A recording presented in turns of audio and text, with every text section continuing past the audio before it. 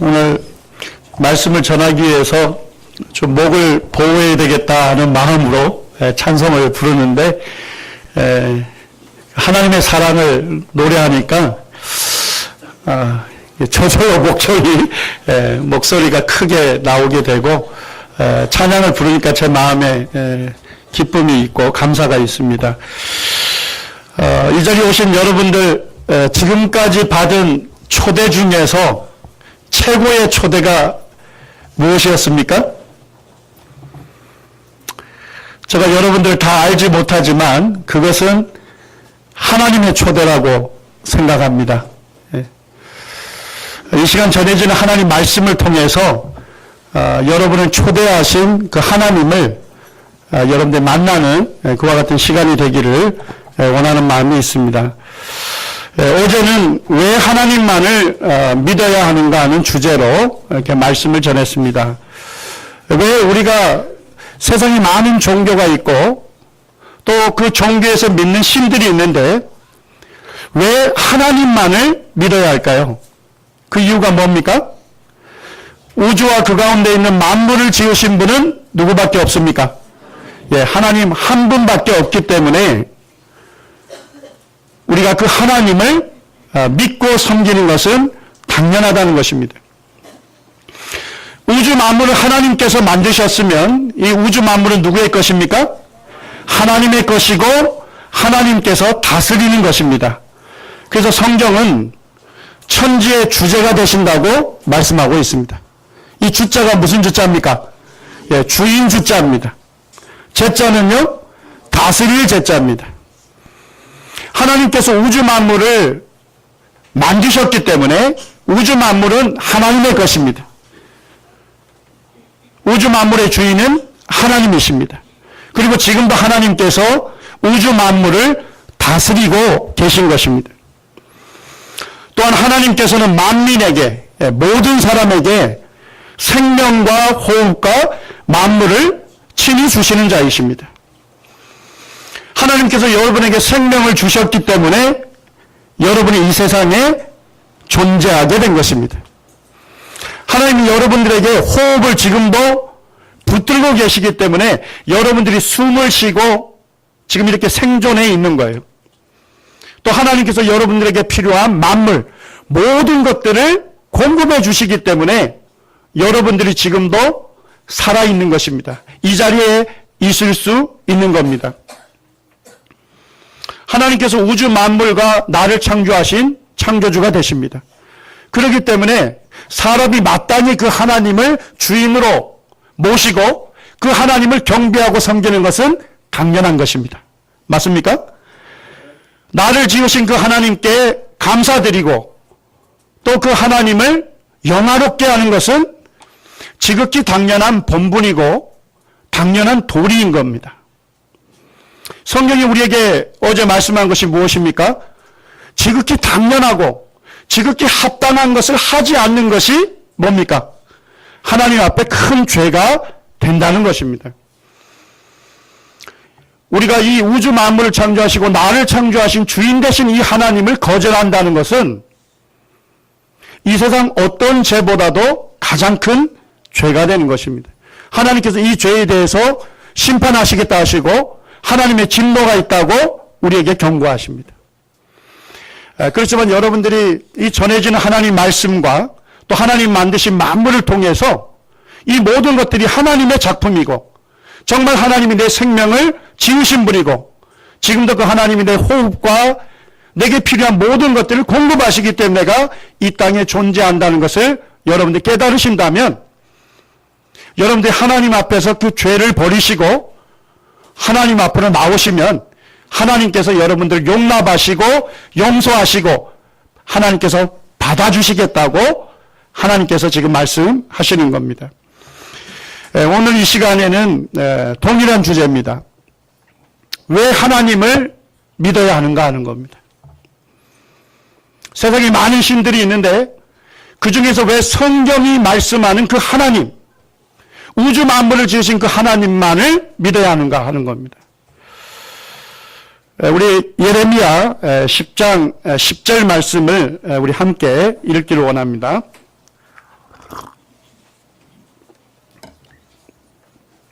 예레미야 10장 10절 말씀입니다. 함께 읽겠습니다. 시작. 오직 여호와는 참 하나님이시여 살아계신 하나님이시여 영원한 왕이시라. 그 진노하심에 땅이 진동하며 그 분노하심을 이방이 능히 당하지 못하느니라. 우리가 왜 하나님만을 믿어야 합니까? 오직 여호와는 참 하나님이시여. 오직 여호와만이 진짜 신이다 이런 얘기입니다. 참 하나님이라는 겁니다. 그리고 하나님은 살아계신 하나님이라는 겁니다. 지금도 하나님께서 살아계시다는 것을 우리의 역사와 우리의 삶을 통해서 알 수 있는 분입니다. 그리고 하나님은 영원하신 왕이십니다. 하나님 우주 만물을 창조하신 분이기 때문에 이 모든 것들을 다스리시는 영원하신 왕이시기 때문에 우리가 그 하나님을 믿어야 하는 것입니다. 제가 먼저 그 한 분을 좀 소개하기를 원합니다. 하나님을 적대했던 분인데 이분이 하나님을 만난 사건을 좀 소개하고자 합니다. 어느 날 이분의 그 아내가 예수님을 믿게 됐습니다. 그래서 아내가 자기가 만난 하나님, 자기가 만난 예수님이 너무 좋아서 남편에게 우리가 교회 나가서 하나님을 믿자고 권유했습니다. 그러니까 남편이 하는 말이 당신이 믿는 것은 내가 뭐라 하지 않겠는데 나까지 교회에 끌어당길 생각은 하지 마라 하고 이제 딱 손을 건 겁니다. 근데 이 남편이 아내를 얼마나 사랑하나고 봤더니까요. 주일마다 아내를 태워서 교회까지 태워주는 거예요. 그리고 이제 아내가 교회로 들어가면 자기는 차에서 대기하고 있는 거예요. 그 아내가 다 예배가 끝나고 나오면 또 아내를 태워서 집에 데리고 가는 거예요. 그걸 수년간 했다는 것입니다. 정말 아내를 사랑하는 남편이죠. 네. 근데 어느 날 아내가 기도하다가 정말 내가 만난 그 하나님을 남편이 만나지 못한다면 정말 남편이 하나님을 만나지 못하고 이 세상을 마친다면 그 결과를 알기 때문에 너무나도 불행한 결과를 알기 때문에 이 아내가 기도하다가 용기를 내서 남편에게 얘기하게 된 겁니다. 여보, 나 사랑하유? 하니까 남편이 내가 사랑하니까 당신이 이렇게 지금까지 이렇게 지극정성으로 내가 이렇게 모시는 거 아니냐? 그러니까 아내가 눈물로 호소하면서 내가 당신이 하나님을 만나지 못하고 이 세상을 마감하면 정말 너무나도 불행한 결과를 아는데 내가 사랑하는 당신이 그곳에 가기를 원치 않는다. 그러니까 정말 당신이 나 사랑한다면 나의 소원 한번 들어주라. 이렇게 얘기가 된 겁니다.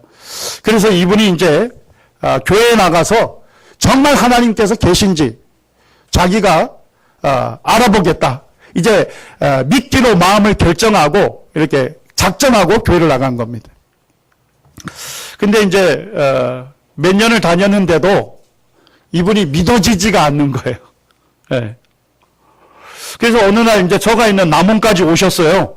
오셔가지고 이제 저하고 질의응답을 좀 하면서 교제를 했습니다. 근데 이분이 하는 말씀이 정말 하나님께서 계시다면, 정말 하나님이 살아계시다면 내가 그 하나님 믿겠다. 근데 내가 믿어지지 않는다. 이렇게 얘기를 하는 겁니다. 그래서 저하고도 이제 오랜 시간 교제했는데 이분이 마음에 믿어지는 작정이 없는 거예요. 그리고 이제 저하고 헤어졌습니다. 그리고 이제 제가 한 2개월 뒤에 이분이 하나님을 믿었다 하는 소식을 들었습니다.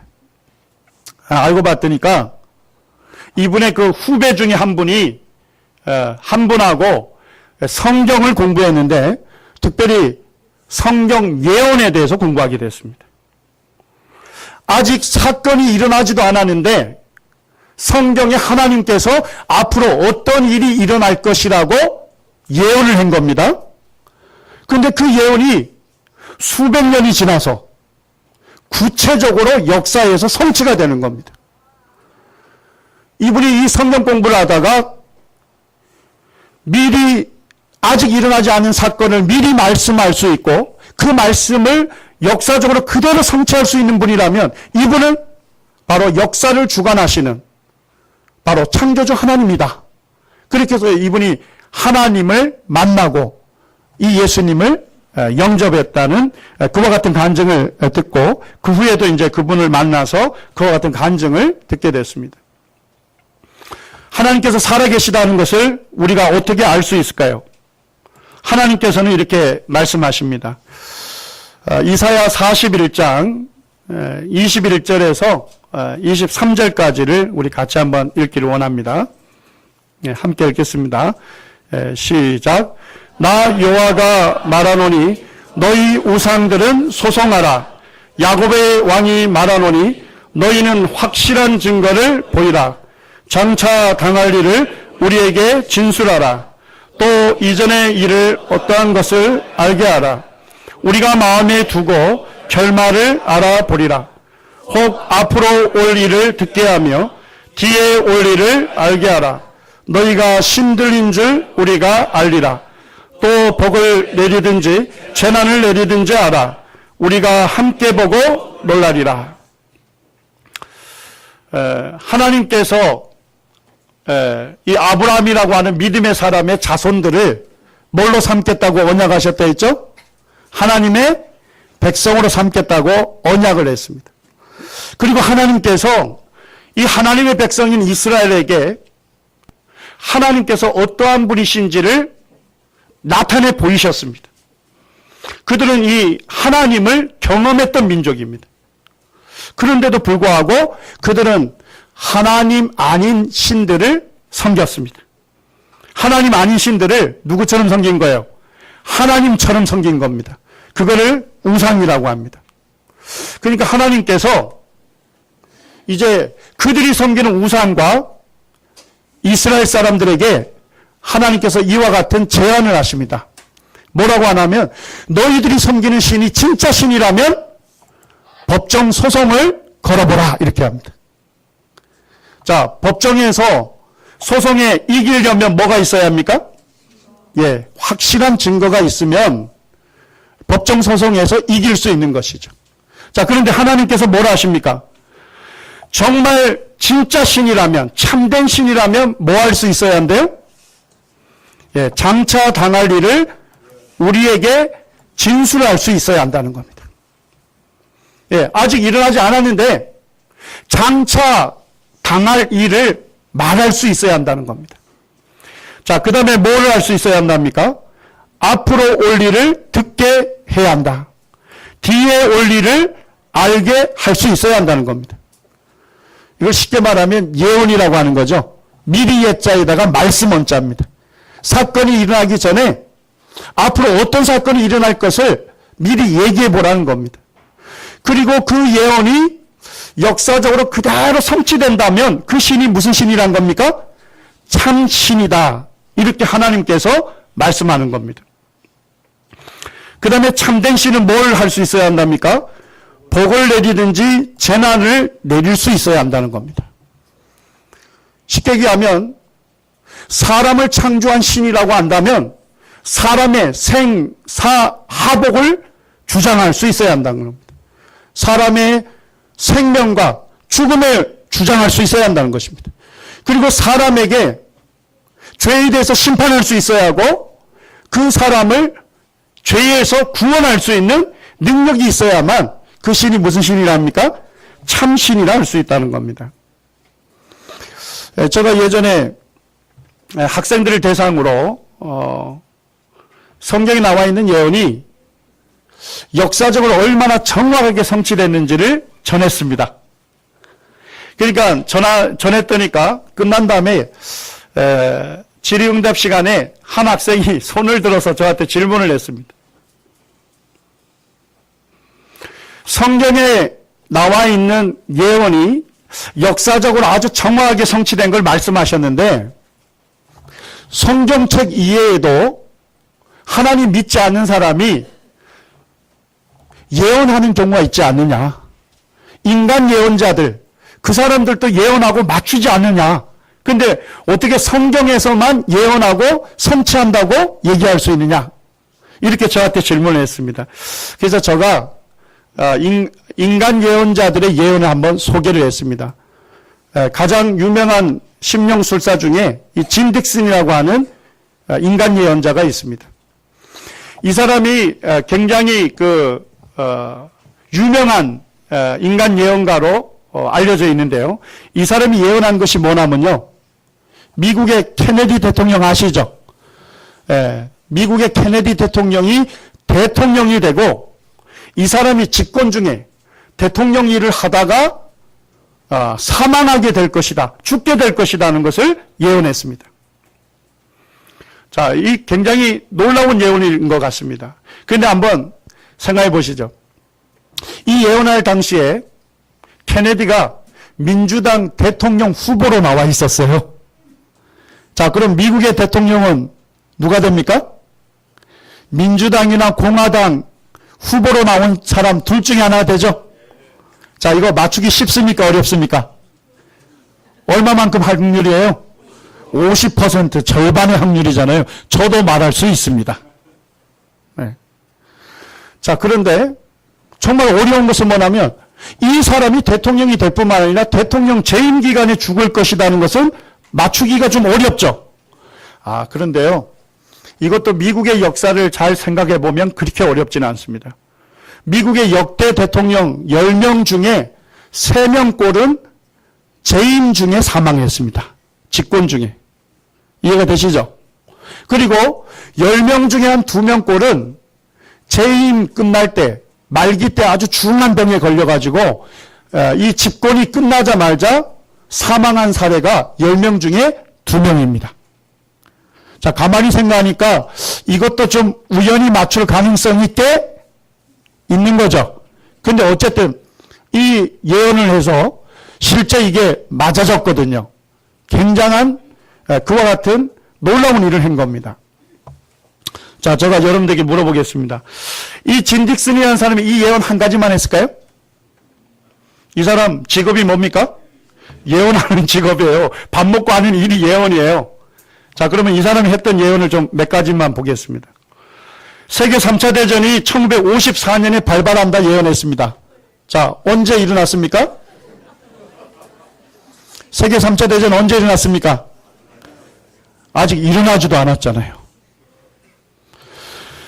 케네디 대통령의 아내가 제클린 케네디라고 했는데 절대 재혼하지 않는다 이렇게 예언을 했는데 언제 재혼했습니까?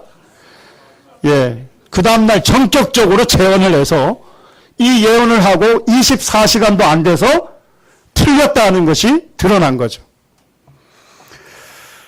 베트남 전쟁이 1966년에 끝날 것이다 예언했습니다. 근데 실제 언제 끝났습니까? 1975년에 끝났습니다. 제가 이제 더 계속 말씀을 드릴 수 있는 겁니다. 사람들이 우연히 맞출 가능성이 있는 걸 갖고서 하나 맞췄다고 해서 대단하게 떠들썩거립니다. 그렇지만 그 사람이 얘기했던 수많은 예언들은 다 뭡니까? 다 틀린 예언인 것입니다. 이해가 되십니까? 자, 그러면 성경 기록의 3분의 1이 예언입니다. 성경에는 예언이 가득합니다. 자, 그런데 이 성경책이 하나님 말씀이라면 성경에 기록된 예언은 몇 퍼센트 맞아야 하나님 말씀이라고 우리가 인정할 수 있을까요? 예, 100% 다 맞아야만 되는 것입니다. 만약에 성경에 있는 예언 중에 하나가 절대적으로 틀렸다. 이것이 확실하게 밝혀졌다. 그러면 성경을 하나님 말씀으로 우리가 믿기가 어려워지는 것입니다. 이 시간 성경의 예언을 좀 몇 가지 살펴보기를 원합니다. 성경에 보면 에스겔 26장에 두로 멸망에 대해서 예언이 되어 있습니다. 두로는요, 여기 지중해에 여기가 이스라엘이라고 하는 나라가 있습니다. 그 위쪽에 있는 도시국가인데요. 이 페니키아 제국의 아주 강력한 도시국가였습니다. 그런데 여기 보면 두로 본토가 있고 한 2.4km 이 육지로부터 떨어진 곳에 뭐가 있습니까? 예, 두로 섬이 있습니다. 근데 이 사람들은 두로 섬에서 배를 만드는 일을 했습니다. 그러니까 두로는 굉장히 조선업이 발달됐어요. 튼튼한 배를 만들어서 수출도 하고 튼튼한 배를 만들어서 이 지중해 연안에 무역을 주도해서 엄청난 부를 쌓았습니다. 여기 보시면 두로의 동전입니다. 뭐가 새겨져 있습니까? 예, 튼튼한 군함이 새겨져 있고 거기에 강력한 해군들이 거기에 새겨져 있습니다. 그래서 이 튼튼한 배들을 만들었기 때문에 무역을 많이 했을 뿐만 아니라 그 다음에 이 강력한 해군을 갖고 있었던 거예요. 그 다음에 이제 이 무역을 통해서 엄청난 부를 쌓았기 때문에 용병까지 고용했답니다. 그래서 기록에 보면 페르시아 이런 데에서 다른 나라 사람들이 와서 자기 나라를 지키는 군인이 된 거예요. 그 다음에 이제 아프리카와 같은 데에서도 용병이 와서 이 두로를 수비를 했다는 겁니다. 요게 이제 두로 섬에 대한 그림인데요. 두로 섬 전체를 또 어떻게 했냐면 성벽을 전체 둘렀답니다. 근데 높이가 45m나 되는 성벽의 높이를 두로 섬 전체를 둘른 겁니다. 그리고 이제 바깥에는 군함으로 강력한 해군이 지키고 있었던 겁니다. 그래서 두로 사람들은 어떤 마음을 가졌냐면 어떠한 강한 나라가 올지라도 뭐만큼은 멸하지 못한다. 예, 이 두로만큼은 파괴할 수 없다고 하는 그와 같은 자긍심을 갖고 있었어요. 그런데 이 두로 사람들의 자긍심이 지나쳐서 교만이 하늘에까지 찔렀습니다. 자, 뭐라고 얘기합니까? 마음이 교만하여 말하기를 나는 신이라 내가 하나님의 자리 곧 바다 가운데 앉아있다 하도다. 누가 쳐들어와도 두로 섬을 멸망시킬 수 없다는 겁니까? 누구마저도요? 하나님. 예, 맞습니다. 하나님께서 두로를 멸하시려고 해도 두로를 멸하실 수가 없다. 그래서 그들의 교만이 하늘에까지 찬 것입니다. 하나님께서 이 두로에 대해서 이렇게 예언을 했습니다. 자, 이 예언을 잘 한번 보시죠. 그러므로 주 여호와께서 이같이 말씀하셨느니라. 두로야, 내가 너를 대적하여. 자, 두로를 누가 대적하시겠답니까? 하나님께서 대적하시겠답니다. 바다가 그 파도를 굽이치게 함같이 여러 민족들이 와서 너를 치겠다.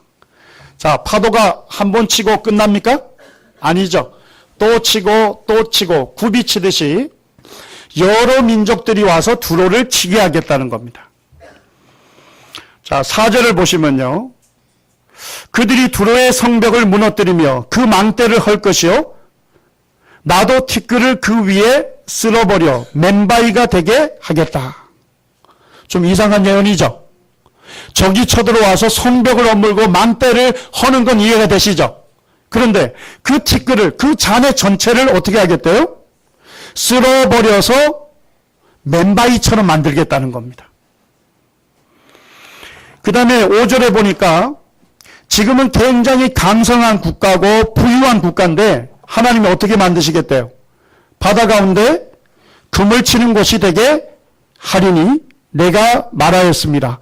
주 여호와의 말씀이니라. 지금은 굉장히 부유하고 강성한 국가지만 하나님께서 어떻게 만드시겠답니까? 바다 가운데 그물이나 치는 한가한 어촌으로 전락시키겠다는 겁니다. 7절에 보니까 주 여호와께서 이같이 말씀하셨느니라. 내가 왕들 중에 왕, 곧 바벨론의 느부갓네살 왕으로 하여금 북쪽에서 말과 병거와 기병과 군대와 그 백성의 큰 무리를 거느리고 와서 두로를 치게 하겠다 이랬습니다. 그 당시에 이 두로 위쪽에 바벨론이라고 하는 아주 강한 나라가 있었습니다. 근데 거기에서 가장 강한 왕이 느부갓네살 왕이었는데 이 느부갓네살 왕으로 하여금 두로를 치게 하겠다고 하나님께서 말씀하신 겁니다. 자, 근데 12절을 보세요. 12절에는 너무 이상한 예언이 기록되어 있습니다. 그들이 내 재물을 빼앗을 것이며 내 무역한 것을 노략할 것이며 내 성을 헐 것이며 내가 기뻐하는 집을 무너뜨릴 것이며. 이것까지는 이해가 되시죠? 적들이 쳐들어와서 재물을 빼앗을 거 아닙니까? 또 무역한 걸 노략질하겠죠. 성을 헐 겁니다. 그 다음에 이 두로 사람들의 집을 무너뜨릴 거예요. 그런데 그들이 내 돌들과 내 제목과, 제목은 뭘 얘기합니까? 나무들과 내 흙을 다 어디에 던진대요? 물 가운데 던질 거다. 참 너무 이상한 예언이죠. 예. 아니 적들이 쳐들어와 가지고 성벽을 허물고 집을 허무는 것까지는 다 이해가 되는데 그 허문 모든 돌들과 나무들과 흙을 어디에다 던져 넣겠다는 겁니까? 물 가운데 던져 넣겠다는 것입니다. 너무 이상한 예언이죠. 그 다음에 14절에 보니까 너로 맨 바위가 되게 한즉 내가 금을 말리는 곳이 되고 다시는 뭐하지 못한다고요? 건축되지 못하리라. 다시는 지금처럼 강성하고 부유한 그와 같은 국가로는 건축되지 못한다. 자, 누가 말씀하셨죠?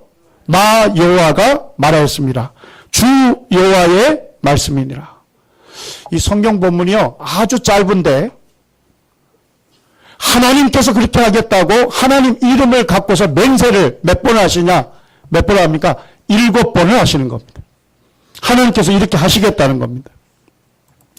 자, 이 예언이 어떤 내용인지 이해됐습니까? 자, 첫째는 뭐예요? 여러 민족으로 두로를 칠 거다 했죠? 느부갓네살 왕이 두로를 칠 것이다. 도시의 돌과 목재와 흙을 다 물속에 던져질 것이다. 도시가 다시는 건축되지 않을 것이다. 한간 오천으로 전략시키겠다고 하나님께서 예언했습니다. 자, 정말 이 하나님께서 예언한 것이라면 이 5가지가 어떻게 해야 합니까? 역사적으로 그대로 성취가 되어야 되겠죠. 맞습니까? 자, 이제 확인해 보겠습니다. 에스겔 선지자가 예언을 한 후에 여기 보니까 BC라고 되어 있는데요. 주전, 예수님 태어나기 전입니다. 590년에 예언하고 4년 뒤에 누가 쳐들어왔습니까? 느부갓네살 왕이 쳐들어왔습니다. 자, 그런데 놀라운 것은 뭡니까? 두로 본토만 치는데 몇 년이 걸렸죠? 이해가 안 되는 겁니다. 초강대국이 왔는데 엄청난 군인을 끌고 왔는데 두로 본토를 포위하고 파괴시키는데 몇 년이 걸렸다고요? 13년이 걸렸다면 두로가 얼마나 강성한 국가인지 알겠죠. 그런데 13년에 걸쳐서 두로를 겨우 본토를 쳤는데 이 본토에 있는 사람들이 전부 어디로 이주해 버린 겁니까? 두로 섬으로 이주해 가지고 결사항전을 한 겁니다. 느부갓네살 왕이 한 13년 동안 전쟁을 치르다 보니까 뭐가 빠진 거예요? 진이 다 빠진 거예요. 그래가지고 두로 섬은 치지 못하고 돌아갑니다. 가만히 보면 이제 예언이 불발된 것처럼 느껴져요. 그런데 누가 나타나냐면 그리스의 알렉산더 대왕이 나타납니다. 이 알렉산더 대왕이 해협을 건너와 가지고 페르시아 제국을 멸망시켰습니다. 그리고 어디를 치고 싶었냐면 이집트 왕국을 치고 싶었습니다. 근데 이집트를 치려면 누구 거쳐야 되죠? 두로를 거쳐야 합니다. 그런데 그때 두로 사람들이 어떻게 하냐면요. 본토를 완전히 포기하고 전부 다 두로 섬으로 이주를 한 겁니다. 그리고서 거기에서 알렉산더 대왕에게 무릎을 꿇지 않은 것입니다. 그러니까 알렉산더 대왕이 다른 도시 국가들은 다 무릎을 꿇었는데 두로만 꿇지 않은 거예요. 그래서 두로를 놔두고 그냥 이집트 왕국을 치려 하다 보니까 보급로가 끊길 것 같은 거예요. 그래서 이제 알렉산더 대왕이 두로 섬을 쳐야 되겠다는 마음을 갖습니다. 자, 그런데 두로 섬을 치려니까 난공불락 요새입니다. 바다에 떠 있죠. 근데 성벽이 45m로 성벽을 두르고 있죠. 그 안에는 외국에 있는 건장한 청년들까지 돈 주고 사와서 거기를 지키고 있습니다. 바다에는 군함들이 지키고 있습니다. 아무리 치려 해도 이게 깨가 안 나는 거예요. 그런데 그때 한 부하가 제안을 했습니다. 어떻게 했냐면요. 두로 본토를 먼저 완전히 짓밟아버리고 이 두로 본토의 잔해를 바닷물 속에다가 붓자는 겁니다. 그리고 뭘 건설하자는 겁니까? 둑을 건설하자는 겁니다. 이해가 되셨나요? 그래서 실제 두로 본토를 완전히 파괴시키고 그 두로 본토의 흙과 돌과 나무들을 전부 어디에다 던진 겁니까? 물속에다 쓸어 넣은 것입니다. 그래서 너비 60m의 뚝기를 건설합니다. 그리고서 이 두로섬을 정복하게 된 것입니다.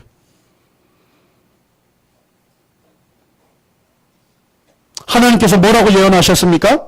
내 돌들과 내 제목과 내 흙을 다 물 가운데 던질 것이라고 예언한 대로 문자 그대로 글자 그대로 역사적으로 성취가 된 겁니다. 제가 브리트니카 백과사전을 찾아봤더니까 이렇게 기록을 해놨습니다. 두로는 바벨론의 느부갓네살 왕의 오랜 포위 공격을 이겨내는데 성공했다. 몇 년을 쳤다고요? 13년 동안은요. 그 다음에 마케도니아의 정복자 알렉산더 대왕의 침략과 두로의 저항은 역사적으로 유명하다. 그러면서 이렇게 기록해놨습니다. BC 332년 알렉산더는 섬에 접근하기에 두로 본토에 있는 도시를 완전히 어떻게 했습니까? 짓밟아버리고 그 잔해를 전부 바닷물 속에 쏟아부었다. 잔해가 너무 많아서 몇 미터 너비의 뚝기를 건설했습니까? 60m 너비의 뚝기를 건설했습니다. 그리고 7개월 포위 공격을 한 끝에 두로를 점령했습니다. 밑에 있는 사진이 인공위성 사진입니다. 구글 사진입니다. 거기에 여기가 두로 섬입니다. 그리고 여기 지금 보이는 곳이 있죠. 이것이 알렉산더가 쌓았던 뚝길입니다. 지금 그것이 아직도 남아 있습니다. 그리고 오랜 세월 파도 때문에 모래가 쌓여가지고 지금 뭐가 됐습니까? 반도가 됐습니다. 네. 그래서 여러분들이 직접 비행기를 타고 두로를 가게 되면 이 성경의 예언이 구체적으로 성취된 것을 확인을 할 수가 있는 겁니다. 랜달 프라이스라고 하는 이 중동 전문가가 그의 책에서도 이렇게 얘기합니다. 현대 도시 두로는 고대의 유적지에서부터 해안을 따라 생긴 항구가 있는 어촌이다. 에스겔이 예언한 대로 고대 두로가 있던 자리에는 지금 그 지방의 어부들이 뭐를 펴서 말린다고요? 그물을 펴서 말리는 데 사용되는 평범한 바위가 있다. 자, 우리가 하나님께서 에스겔 선지자를 통해서 예언한 게 성취됐습니까? 보시죠. 여러 민족이 두로를 칠 것이라는 예언 성취됐습니까? 예. 느부갓네살 왕이 두로를 칠 것이라는 예언이 성취됐습니까? 도시의 돌과 목재와 흙이 물속에 던져질 것이라는 예언이 성취됐습니까? 도시가 다시 건축되지 못한다. 아주 강성한 부유한 도시국가로 건축되지 못한다는 예언 성취됐습니까? 한가한 오촌으로 전락할 것이다. 이 예언 성취됐습니까? 하나님께서 5가지 이 예언한 모든 것이 문자 그대로 다 성취가 된 것입니다. 하나님은 앞으로 일어날 사건을 미리 아시고 말씀하실 수 있는 분입니다. 그리고 그 말씀하신 것을 역사적으로 성취할 수 있는 하나님은 역사의 주인이시다는 것을 알 수가 있는 것입니다. 우리 베드로후서 1장 20절과 21절 같이 한번 읽기를 원합니다. 네, 함께 읽겠습니다. 시작. 먼저 할 것은 성경의 모든 예언은 사사로이 풀 것이 아니니 예언은 언제든지 사람의 뜻으로 낸 것이 아니요 오직 성령의 감동하심을 입은 사람들이 하나님께 받아 말한 것입니다. 자, 성경의 모든 예언은 누구에게 받아 말한 것입니까? 예, 하나님께 받아서 사람이 말한 것입니다. 자, 그러면 이 성경의 예언은 누가 하신 말씀입니까? 하나님께서 하신 말씀이기 때문에 그 말씀은 그대로 반드시 이루어지는 것입니다. 한 예언을 더 살펴보기를 원합니다. 성경에 보면 이 페르시아라는 제국이 있는데요. 그 제국을 건설한 가장 유명한 왕 중에 하나가 고레스라고 하는 대왕이 있습니다. 자, 근데 이 대왕의 무덤 보이십니까? 사진인데요. 이란에 가시면 파사르가다라고 하는 평야가 있습니다. 이게 고레스 대왕의 무덤인데 우리가 볼 땐 좀 작아 보이죠? 근데 이게 11m나 되는 겁니다. 아주 거대한 돌 무덤으로 되어 있습니다. 근데 놀라운 것은 뭐냐면 이 고레스 대왕, 이 유명한 대왕이 성경에 예언되어 있다는 겁니다. 이사야 44장 27절과 28절을 우리 좀 같이 읽기를 원합니다. 천천히. 함께 읽겠습니다. 시작. 기품에 대하여는 이르기를 마르라 내 강물을 마르게 하리라 하며 고레스에 대하여는 이르기를 그는 나의 목자라 나의 모든 기쁨을 성취하리라 하며 예루살렘에 대하여는 이르기를 중건되리라 하며 성전에 대하여는 이르기를 내 기초가 세움이 되리라 하는 점이라. 하나님께서 이 선지자 이사야를 통해서 고레스에 대해서 예언을 했는데 너무 놀라운 것은 뭐냐면 그 당시 고레스가 태어나지도 않은 것입니다. 아직 역사적으로 존재하지도 않는데 그 사람의 이름을 거론한 것입니다. 실제로 이 예언을 한 후에 100년 뒤에 태어난 겁니다. 그 다음에 두 번째로 놀라운 것은 뭐냐면 이 고레스라는 인물이 어떤 일을 할 것인지 예언했습니다. 자, 첫째 뭘 예언했습니까? 이 고레스라는 인물이 예루살렘을 어떻게 하겠대요? 중건시키는데 기여할 것이다. 이렇게 했습니다. 그런데 이것도 이해가 좀 되지 않는 건 뭐냐면 선지자 이사야가 예언할 당시에 예루살렘 성이 파괴도 되지 않았어요. 그런데 뭘 전제로 얘기하죠? 이 성이 파괴가 되고 다시 고레스가 이 성을 중건하는데 기여할 것이다. 이렇게 예언한 겁니다. 자, 두 번째는 고레스가 뭘 한답니까? 성전에 대하여는 이르기를 내 기초가 세움이 되리라. 이것도 독특한데 뭐냐면 하나님의 성전이 파괴도 되지 않았는데 파괴될 것을 전제로 이제 파괴가 된 이후에 고레스 왕이 이 성전의 기초를 놓게 하겠다고 예언하고 있는 겁니다. 이것을 쉽게 비유되면 이렇게 얘기할 수 있습니다. 자, 우리나라 160년 뒤에 누가 대통령이 될 수 있는지, 누가 대통령이 될 것이라고 예언할 수 있는 사람 있습니까?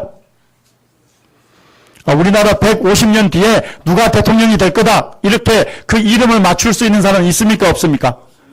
없죠. 더더욱이나 누가 대통령이 되고 그 사람이 두 가지 국가 정책을 할 것이다. 자, 이렇게 맞출 수 있는 사람이 있어요? 없어요? 근데 성경에 나와 있는 겁니다. 성경에 하나님께서 고레스라는 인물을 통해서 이 두 가지 예언을 하나님께서 이루게 하시겠다고 말씀하시는 겁니다. 이 예언이 이루어졌는지 좀 확인을 하기 원합니다. 실제 이 예언을 하고 한 100년 뒤쯤에 이 예루살렘 성과 하나님의 성전이 완전히 파괴가 됐습니다. 불타버렸습니다. 근데 에스라 1장에 보게 되면 페르시아 왕 고레스가 등장하죠.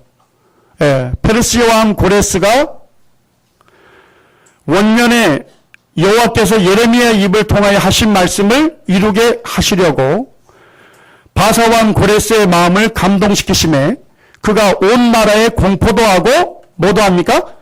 조서도 내립니다. 근데 그 조서의 내용이 뭐죠? 예루살렘에 성전을 건축하라.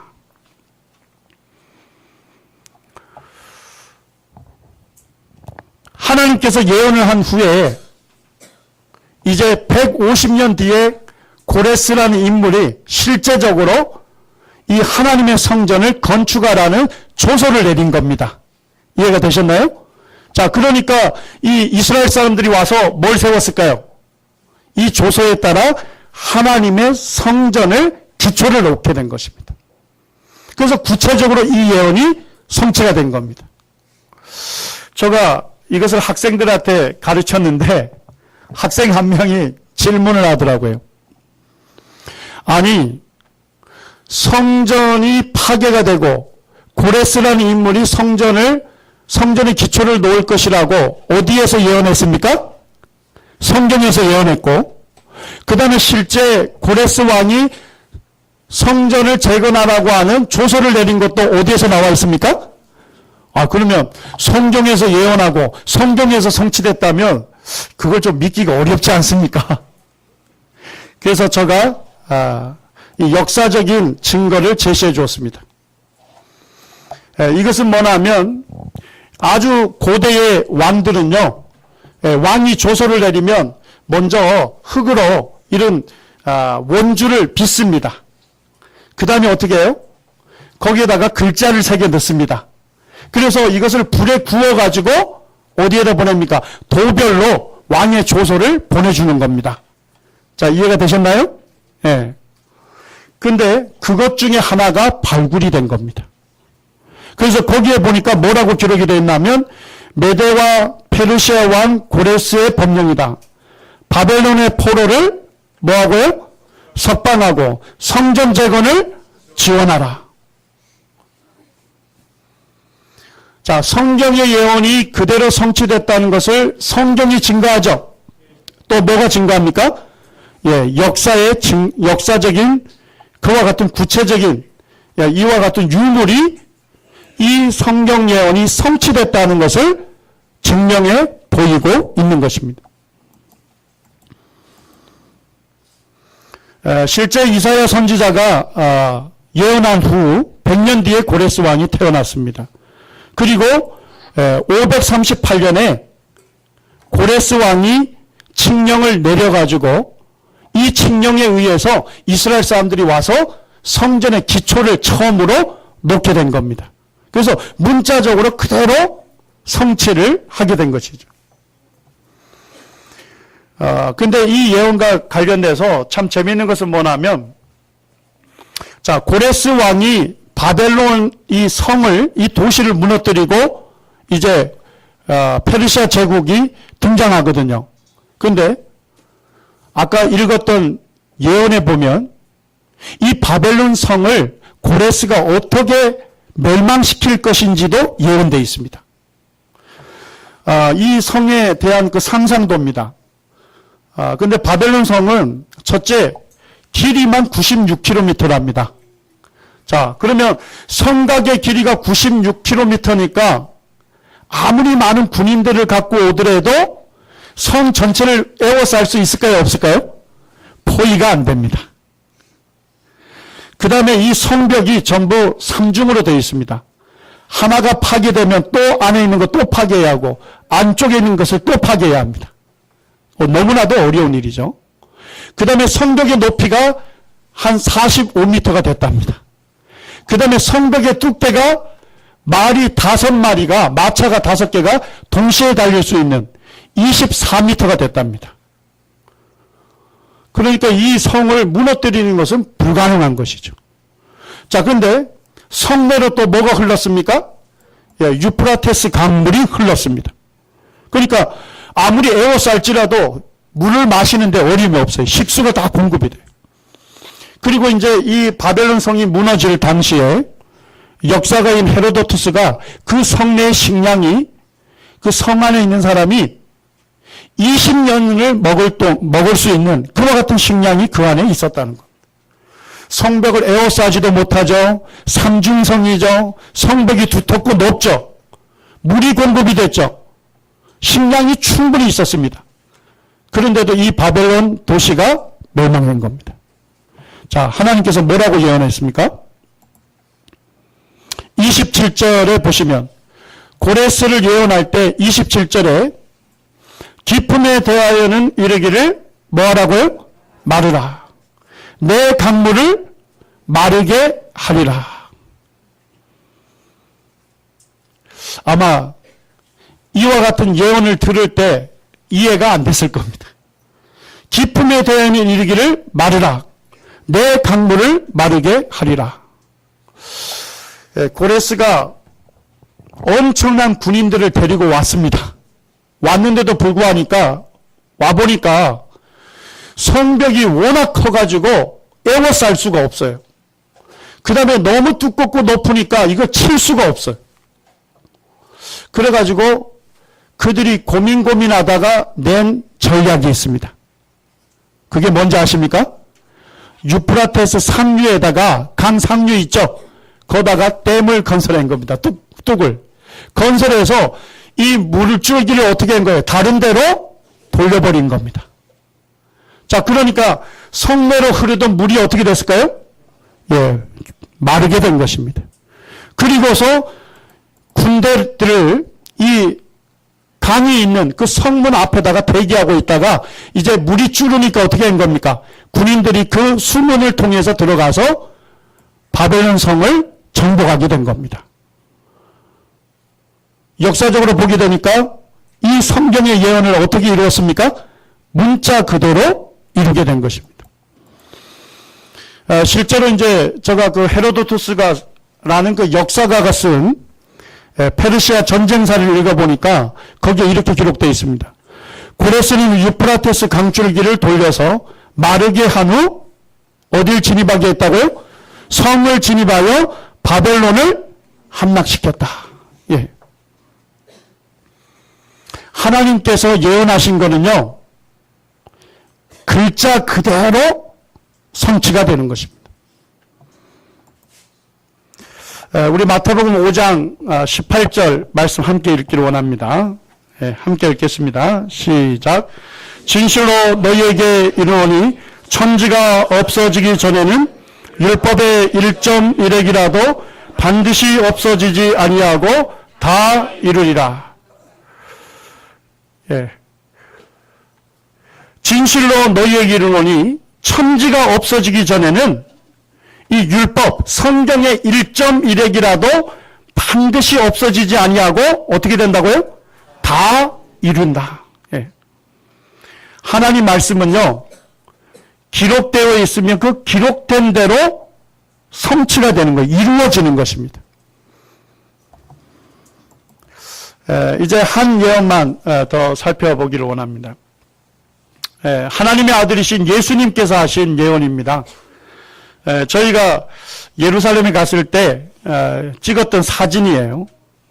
여기 보니까 성전 보입니까? 예. 이게 이제 이슬람의 그 황금 돔 사원이란 겁니다. 원래는 여기에 성전이 있었는데 하나님의 성전이 서 있던 터입니다. 그래서 이 성전이 허물어뜨리고 지금 이제 이슬람에서 황금 돔 사원이라는 걸 지어놨습니다. 예, 마태복음 24장 1절과 2절 말씀에 보면 예수님께서 직접 말씀하시는 예언이 기록되어 있습니다. 우리 마태복음 24장 1절 2절 같이 한번 읽어보겠습니다. 시작.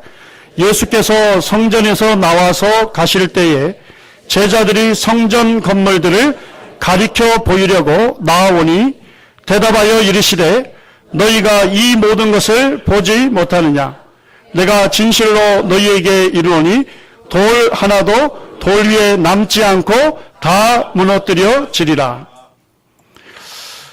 예수님의 제자들과 함께 성전을 방문했습니다. 그리고 하나님의 성전을 방문하다가 이제 나오고 있었어요. 근데 제자들이 뭐예요?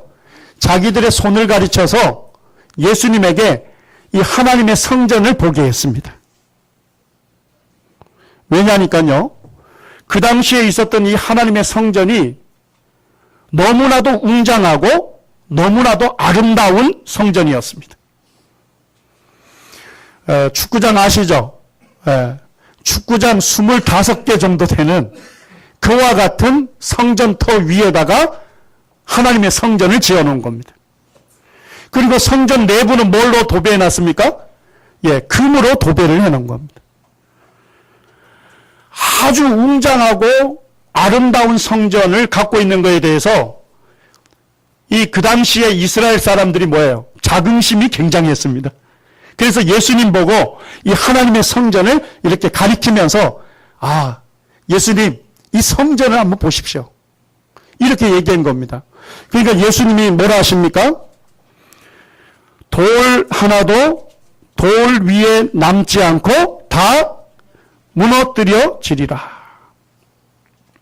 예수님이 예언하시기를 너희들이 지금 이것을 볼 때 이 하나님의 성전이 웅장하고 아름답지만 이제 때가 되면 이 성전의 건물에 돌 하나도 돌 위에 남지 않고 이 성전이 완전히 파괴될 것이라고 예수님이 예언하시는 겁니다. 그 다음에 누가복음 19장 41절에서 보면 예수님께서도 구체적으로 예언을 하십니다. 예수님 뭐라 하십니까? 가까이 오사 성을 보시고, 예수님께서 이 예루살렘 성을 보고 계셨어요. 그러면서 예수님이 우시며 이르되, 이 우셨다는 단어의 원래의 뜻은 뭐냐면 통곡을 했다는 뜻입니다.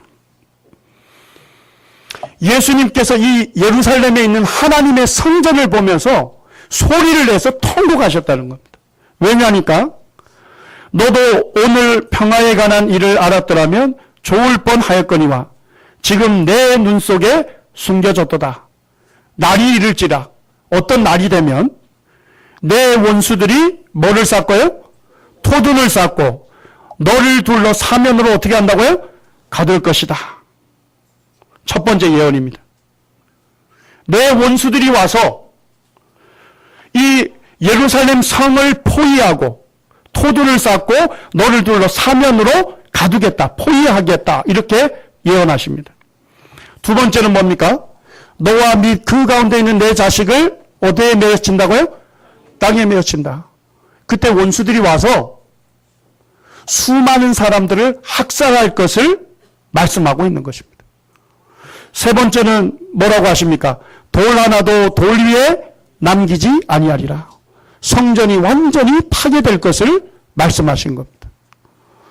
이는 내가 보살핌을 받는 날을 알지 못함을 인함이라 하시니라. 예수님께서 뭘 내다보고 계셨습니까? 예수님께서 예루살렘 성을 보시고 그 하나님의 성전을 보시면서 이제 날이 이르게 되면, 어떤 날이 되게 되면 원수들이 와서 이 성을, 예루살렘 성을 에워싸고 포위하고 그 다음에 그 안에 있는 수많은 사람들을 학살하고 성전에 있는 그 돌 위에 돌 하나도 남지 않을 정도로 완전히 성전을 해체할 것을 내다보시면서 예수님께서 지금 우시면서 이 예언을 하시는 겁니다. 이 예언이 역사적으로 성취됐을까요? 예수님께서 33년에 이 예언을 하셨습니다. 그런데 AD 70년에, 자, 예수님 예언하신 지 몇 년 뒤입니까? 37년 뒤에 로마 제국의 타이터스 장군이 쳐들어왔습니다. 그러면서 거기에 보면 이 요세푸스라고 하는 역사가가 함께 왔습니다. 그 사람이 이 전쟁을 목격을 하고서 유대 전쟁사라는 것을 썼습니다. 제가 읽어보니까 그렇게 기록되어 있는 겁니다. 목격자가 이렇게 얘기합니다. 타이토스 장군은 또한 동시에 자신의 병사들을 시켜서 성 외곽에 불을 지르게 했으며 목재를 가지고 와서 성 주위에 뭐를 쌓도록 했다고요? 토둔을 쌓도록 명령했습니다. 근데 제가 시간이 없어 자세하게 못 말씀드립니다만 유대 전쟁사를 읽어보게 되면 예루살렘 성벽을 어디에서부터 시작해가지고 어떻게 쌓았는지가 상세하게 기록이 되어 있는데 처음에 쌓았던 데부터 시작해가지고 성 전체를 둘른 다음에 다시 처음까지 돌아온 겁니다. 자, 그러면 토둔을 얼마만큼 쌓은 겁니까? 성 전체를 둘러싼 것입니다. 예수님께서 내 원수들이 와서 너를 토둔을 쌓고 너를 둘러 사면으로 가두겠다고 예언하셨는데 실제 이 로마의 군사들이 와서 토둔을 쌓고 성 전체를 에워싼 것입니다. 이걸 문자 그대로 성취를 한 것입니다. 그 다음에 이제 수많은 사람들이 학살이 되는데요. 그 이유가 있습니다. 그때가 언제였냐면 이 유대인들, 그 나라에 살던 사람들이 명절이었습니다. 6월절이라는 명절이었는데 이 날이 되면 어떻게 하냐면 전 지역에 있는 사람들이 다 몰려드는 거예요. 우리나라로 말하면 수도인 서울에 뭐 전 지역에 있는 사람들이 다 몰려들어서 이 하나님의 성전에서 예배를 드리는 거예요. 그러니까 이 이스라엘 전역에 있는 유대인들이 모여가지고 예루살렘 성에 모였습니다. 그때 어떻게 했습니까? 로마의 군인들이 토두를 쌓기 시작했어요. 그러니까 유대인들이 전부 어디로 들어갔겠습니까? 예루살렘 성내로 들어가게 된 겁니다. 근데 성을 쌓은 다음에 여기저기 중간중간에다가 이렇게 망대를 세워놨어요. 아주 높은 망대를 세워놓고 성 내에 있는 유대인들을 관찰할 수 있도록 이렇게 만들어 놓은 겁니다. 자, 지금 보니까 전국에서 몰려든 사람들이 어디로 다 갇히게 됐습니까? 성내로 다 갇히게 된 겁니다. 그리고서 아무런 것도 안 하고 5개월 동안 포위만 한 겁니다. 자, 그럼 수많은 사람들이 성내에 갇혔으니까 5개월을 지났으니까 식량이 어떻게 됐습니까? 바닥이 나게 된 겁니다. 제가 유대 전쟁사라는 그 역사책을 읽으면서 눈물 없이는 못 읽겠더라고요. 왜냐니까 5개월 동안 포위를 하니까 식량이 떨어지니까요. 부모들이 말이죠. 자식을 삶아먹는 게 거기 나옵니다. 식량이 완전히 떨어지고 기아에 허덕이니까 가마솥에 뭘 넣고 끓였는데 알고 봤더니까 자식을 삶아먹고 그 다음에 병든 사람을 쳐서 인육을 먹는 그와 같은 내용이 거기에 기록이 되어 있습니다. 사실 눈 뜨고 읽기가 굉장히 참 민망한 그와 같은 내용들이 거기에 있습니다. 한 5개월 정도 성을 포위하니까 어떻게 되냐면 그 안에 식량이 떨어지니까요. 전쟁할 의지가 있겠습니까? 없겠습니까? 전쟁 의지가 완전히 꺾인 거예요. 그 다음에 이제 어떻게 했냐면 군인들을 동원해서 이제 성을 치게 한 겁니다. 성을 쳤는데요. 그때 유대인들이 죽은 숫자가 110만 명이 죽은 것입니다. 그러니까 그 안에 있는 유대인들이 수많은 사람들이 학살을 당한 겁니다. 예수님께서 뭐라고 예언하셨습니까? 너와 내 자식을 땅에 메워칠 것이다. 수많은 너의 자식들이 학살을 당할 것이다. 했던 그 예언이 그대로 성취가 된 것입니다. 이제 마지막 하나의 예언을 보게 되면 그 전쟁사에 이렇게 기록이 되어 있습니다. 타이터스 장군이 성전 안에 들어가 본 겁니다. 그런데 이방인들의 성소에 관한 이야기와는 비교도 안 될 정도로 뛰어나며 유대인들의 자랑이 결코 거짓이 아님을 직접 확인할 수 있었습니다. 유대인들은 이 하나님의 성전이 웅장하고 아름답고 화려한 것에 대해서 자긍심을 가졌거든요. 그런데 실제 타이터스 장군이 성전 내부를 들어가 봤더니까 그 안에가 뭘로 도배되어 있습니까? 황금으로 도배되어 있는 거예요. 너무나도 웅장하고 아름다운 거예요. 그래서 타이터스 장군이 어떻게 하냐면 이 건물만은 성전 건물만은 파괴하지 말라고 부하들에게 지시를 합니다. 그런데 전쟁이 치열해지니까요. 유대인들 남자들이 어디로 들어갔냐면 이 성전 내부로 들어가 버린 겁니다. 그러니까 전쟁이 치열하다 보니까 이제 한 병사가 어떻게 했습니까? 로마의 병사가 그들은 성전 내부가 온통 금으로 된 것을 보고는 그리하여 결국은 성전에 들어온 병사 중에 하나가 타이터스 장군을 앞질러서 어떻게 했습니까? 컴컴한 성소를 향해서 뭘 던집니까? 불을 던져버린 겁니다. 그러니까 이 하나님의 성전이 순식간에 어떻게 됐습니까? 불이 타면서 파괴가 된 겁니다. 그런데 예수님 뭐라고 예언했습니까? 돌 하나도 돌 위에 남기지 않고 다 무너뜨리신다 했죠. 이게 어떻게 문자적으로 이루어지냐면요. 자, 불이 나니까 어떻게 됩니까? 그 안에 있는 성전 내부에 도배되어 있는 금이 어떻게 될까요? 녹아내리죠. 그러니까 돌 틈 사이로 들어가게 된 겁니다. 이해가 됐습니까? 자, 불이 전부 진화되니까 이제 뭐예요? 로마의 병사들이 돌들 틈 사이에 들어간 금을 채취하기 위해서 어떻게 한 거예요? 쇠 지렛대 있죠? 큰 쇠 지렛대를 갖고서 이제 돌들을 해체하기 시작한 겁니다. 그러면서 그 사이에 끼어 있는 뭘 채취한 겁니까? 금을 채취함으로써 성전 건물에 돌 하나도 돌 하나 남기지 아니하고 다 어떻게 된 겁니까? 무너뜨려진다는 말 그대로, 이 문자 그대로 성전이 완전히 해체가 된 것입니다.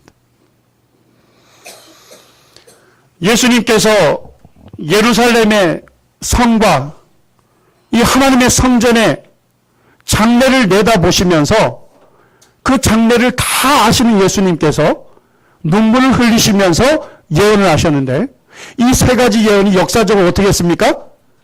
예, 문자 그대로, 글자 그대로 성취가 된 것입니다. 로마에 가게 되면 실제 이제 타이터스의 개선문이 있어요.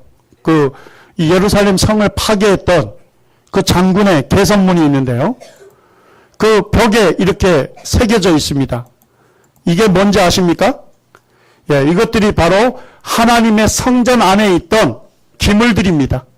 예, 그 기물들을 전부 이 로마의 병사들이 탈취해가지고 그거를 지금 로마까지 가지고 간 것입니다. 그래서 실제로 보게 되면 역사적으로 이것이 그대로 성취됐다는 것을 이것들이 다 지금 보여주고 있는 것입니다. 누가복음 21장 33절 말씀 우리 같이 한번 읽기를 원합니다. 네, 함께 읽겠습니다. 시작. 천지는 없어지겠으나 내 말은 없어지지 아니하리라. 예수님께서 하신 말씀입니다. 천지는 없어지겠으나 내 말은, 예수님이 하신 말씀은 없어지지 아니한다. 반드시 이루어진다는 겁니다. 자, 제가 이제 마지막으로 하나 비유를 들겠습니다. 저가 예언을 할 수 있을까요, 없을까요? 저가요. 저가 예언을 할 수 있을 겁니다. 근데 정작 문제는 뭐예요? 예언을 이룰 수 있는 능력이 있느냐가 문제겠죠. 맞습니까?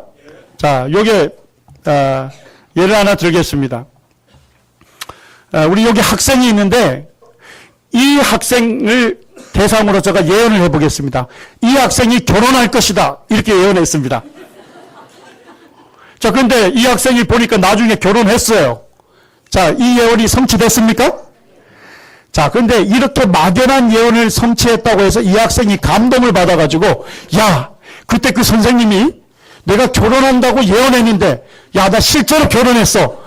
하고 이 학생이 감동을 받아서 저 찾아올까요? 아닙니다. 막연하게 예언한 것이 막연하게 이루어진다면, 그거는 누구도 할 수 있습니까? 아무나 할 수 있는 것입니다.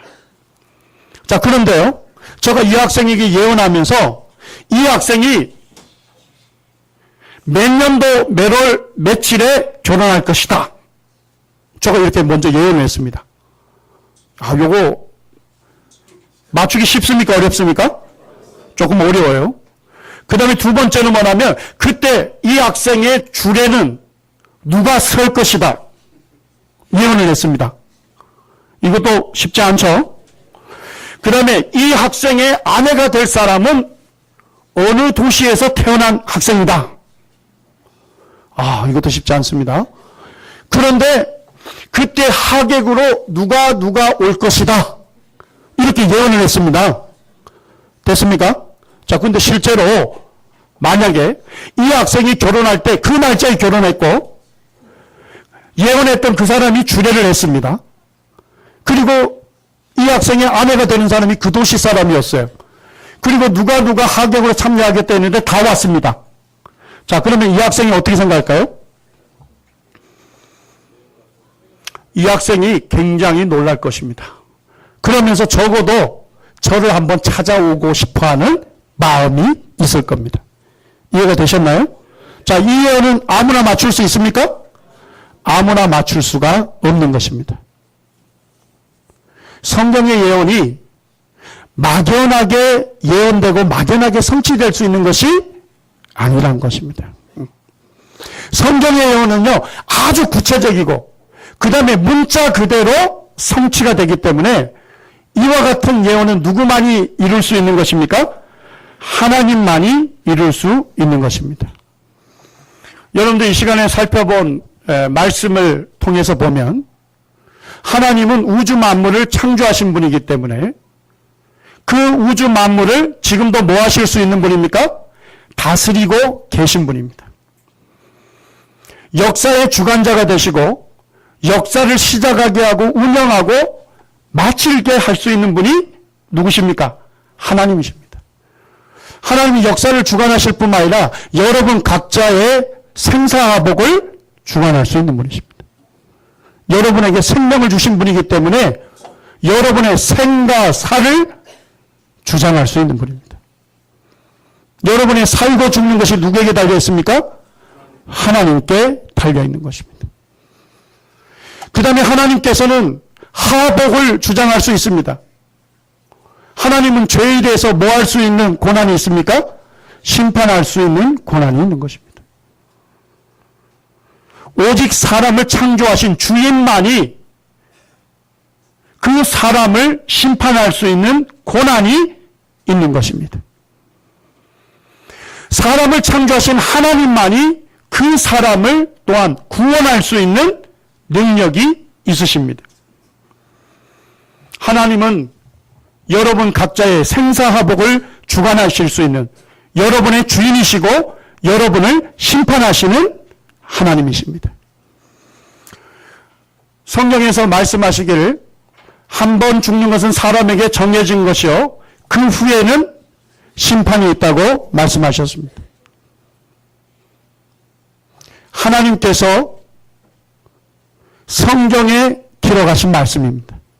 이 말씀은 하나님께서 하셨기 때문에 반드시 어떻게 됩니까? 이루어지는 것입니다. 여러분들 죽음으로 끝나는 것이 아니라 죽음 이후에 심판이 있다고 하나님께서 말씀하십니다. 여러분들의 삶을 하나님께서 심판하신다는 것입니다. 우리 한 말씀만 읽고 마치도록 하겠습니다. 데살로니가전서 1장 9절 말씀입니다. 함께 읽겠습니다. 시작. 너희가 어떻게 우상을 버리고 하나님께로 돌아와서 살아계시고 참되신 하나님을 섬기는지. 예. 하나님께서 우상을 버리고, 예. 우상이 뭡니까? 쉽게 말씀드리면 짝퉁신이에요. 하나님 아닌 것을 뭐처럼 섬기는 겁니까? 하나님처럼 섬기는 것입니다. 하나님이 아닌데 그것을 하나님처럼 섬기는 것, 그것이 하나님 보실 때 뭐가 되는 것입니까? 죄가 되는 것입니다. 하나님은 참 하나님이시고 살아계신 하나님이시고 우주 만물을 창조하신 영원한 왕이 되시는 분입니다. 그런데 우리가 왕 되신 하나님을 섬기지 아니하고 왕 아닌 거짓된 신을 섬긴다는 것은 하나님 보실 때 뭐가 되는 겁니까? 그것이 하나님의 진노와 심판의 대상이 되는 것입니다. 하나님께서 이렇게 말씀합니다. 우상을 버리고 누구에게로 돌아오라는 겁니까? 예, 살아계시고 참되신 하나님께로 돌아오라는 것입니다. 그러면 하나님께서 너그러이 용서하시겠다는 것입니다. 하나님께서 여러분들을 받으시고 하나님께서 여러분들의 문제를 해결해 주시겠다는 것입니다. 이 시간 전해진 말씀을 통해서 여러분들의 삶을 심판하실 여러분의 주인 되신 살아계신 그 하나님을 여러분들이 아시게 되고 그 하나님 앞으로 여러분들이 돌아오시는 분들이 되기를 원합니다.